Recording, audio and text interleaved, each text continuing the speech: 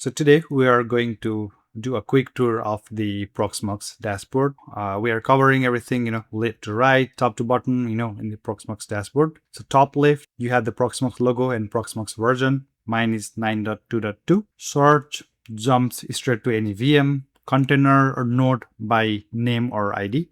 You can use this to sort your VM or a container or nodes. Documentation here. Documentation opens Proxmox own documentation. So right from wherever you are standing in the UI, you can just click in this documentation and go to Proxmox documentation. Create VM. This is the wizard that walks you through building a brand new virtual machine step by step. So we'll actually use this in next video. Create container does the same thing but for container. Lightweight, faster to spin up, and root @PAM is your logged in user. So you can click it for language setting, to sign out, to change your password, things like that. So here, server view, you can select what type of view you want here for your dashboard. You can do tag view, which will, list your devices based on tags. Pool view, folder view.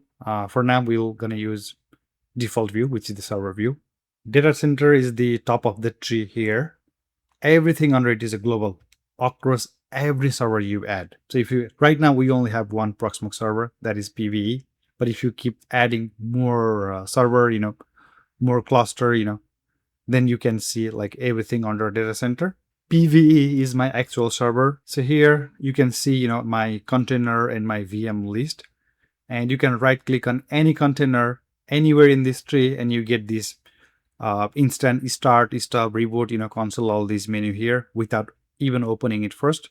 So that is the fastest way to manage things day to day. That's what I use as well. So here 101 is my container, 201 is the VM.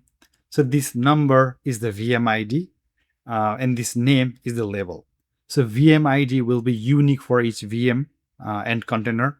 So Proxmox will reserve VM ID under 100 for internal use. So you can use anything above 100 for your machines. So local network is the virtual bridge. It's what actually gives your VMs and container network access. Local storage holds your ISO, templates, and backup files. It's directory based. And you can see what type of content it holds in the content section here. For example, this local PVE right now is used for backup, import, ISO image, container templates, and local-lvm is where your actual VM disk live. It's LVM thin storage built for fast disk allocation. Different job than local, even though name looks very similar. And you can see the content type here, disk image and container. So now let's go back to the data center here. And under summary, you can see health status.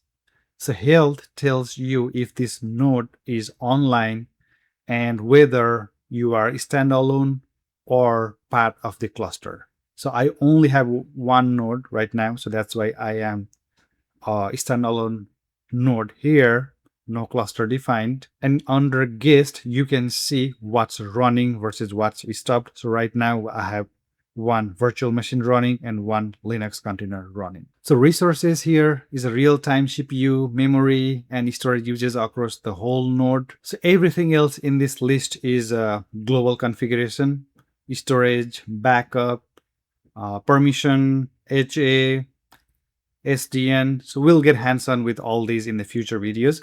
But for now, this is where all these settings are. Now click on the node itself, PV for me, and let's go back to summary, and you get this same kind of summary, just scoped to this one machine. So you can see all these CPU, RAM, SD space, all these resources, utilization here. Here the cell, you can access cell either from here or from this section here as well. So the cell is a big one. So this cell option will drop you into a real terminal on the host. So you don't need a separate SSH client to access this terminal. So you can just click on cell and you have the terminal access. So most day-to-day troubleshooting happens right here in the cell. And under system has your network, DNS, and all these settings, so once you configure, all these things, you don't have to, come back unless you really want to, make some network changes or DNS changes in your system. So under that, we have updates. So this is where you patch your Proxmox. It's worth, checking all these updates once a month. So now under this VM, and if you click on summary, you can see these CPU uses, memory, disk, and network info. And this is only for this VM, all this resource utilization for this particular VM. Under summary, we have console. This is the VM's virtual machine's actual screen. It's like the computer plugged into a monitor. So you can see, the actual screen of what's going on in your virtual machine in the console section here. So you can log in, install your OS, manage things, access, the graphical user interface. You can do so from console. Hardware, this is where you would add CPU, memory, disk, everything. So we will build this out, properly in our next video. So this is where the setting is right now. And container also, shows almost same tabs here.